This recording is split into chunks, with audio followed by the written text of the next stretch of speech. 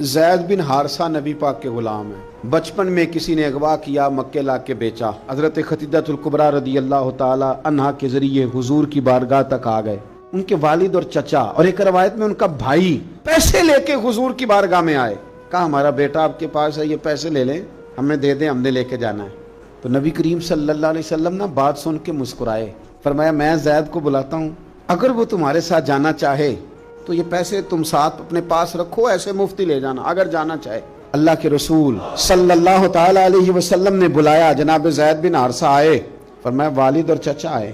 दौड़ के गए, बड़े ज़माने से मिले हुए थे, बड़ा प्यार, बड़ी बातें, बेटा तेरी माँ याद करती है, तेरी बहनें बुलाती हैं। अब जब थोड़ा संभले ना तो हुजूर ने धीमे लहजे में कहा जैद ये तुम्हें लेने आए हैं। तो हज़रत जैद दूर खड़े थे, दौड़ के आके हुजूर के पैरों में बैठ गए।